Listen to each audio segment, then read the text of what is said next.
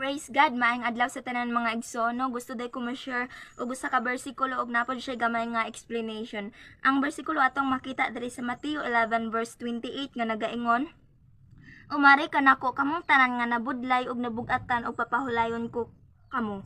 No, praise God kita kung makasinati tag mga problema, mga pagsulay, kasakitan, kagulanan o guban pa, normal lagi kay na sa tuwa ka isip mga tao ta, no? Praise God, wala exempted ana, no? Bisan sa mga bata, sa mga tigulang, sa mga ulitaw dalaga or sa mga hamtong na kitang tanan makasinati ana. Pero ang nakanindot lang bitaw kay kung moabot na siya, natay Ginoo nga madangpan, natay Ginoo nga maistoryahan, masangpit, no? Praise God kung kita lang moduol kaniya, no? Kay ingon ba siya, umari kamo kanako. So dapat kung naata sa mga problema or naata sa mga lisod nga situation, ang Ginoo gid atong duulan, dili ang tao, kun dili ang Ginoo gid atong unahon. Dili nato himong last option ang Ginoo.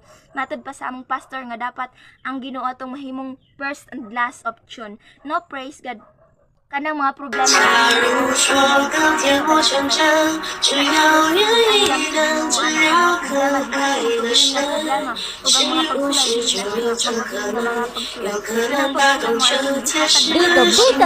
nasayod ang Ginoo nga makaya nato, no? Nasayod ang Ginoo nga kaya nato malampasan ang tanan kay kita mga strong man, no? Praise God, no?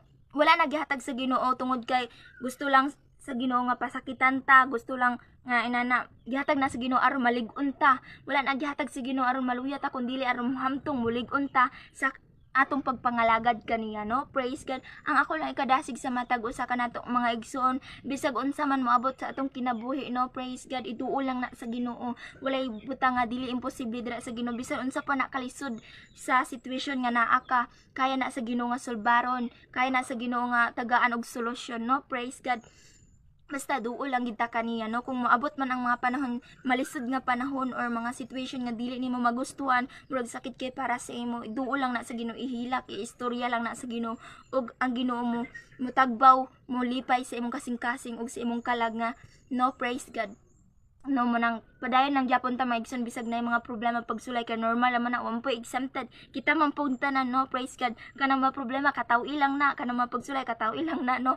Praise God, no? Kay kung ang problema mangud, kung imong problemahon mosamot kadako ang problema mo nang kung ang problema kung dili nimo problemahon murag okay ra kay, no? Praise God mo tong ingon sa mong pastor nga kung bisag unsa ka negatibo ang usa ka situation nga naa ka, dapat positibo imong reaction pareha sa nitabo sa kinabuhi ni Job nga bisag tanan niyang mga anak, tanan niyang kabtangan, bisan ang niyang mga higala, iyang asawa mismo, no? Praise God, gilutos siya nangawala sa iya, pero ang iyang gilitok siyang baba, ang Dios naghatag, ang Dios ang nagbawi, bulahan ang ngalan sa Dios. Munang giingon ni Job, no? Munang kita pod mga igsoon dapat kung moabot man ang mga situation nga murag lisod bitaw kaayo, murag dako kay nga mga pagsulay bitaw ayog kagola na mga igsoon, kaya ang Ginoo giandam na sa Ginoo para mabansay ta, siguro naigiandam sa Ginoo sa atong future, no? Munang di ta magkabala ka mga igsoon, kinatay buhi og dako nga Dios, siya ang hari sa tanang hari, Dios sa tanang Dios, siya ang buhi nga Dios, no? Gamhanan siya, no? Munang kung naa ka sa situation nga nang grabe gid kay kalisod, ay kabala ka igsoon kay ang tanan nice sulbad kung iduo lang nato na sa Ginoo, no? Praise God, kana raan tanan, salamat.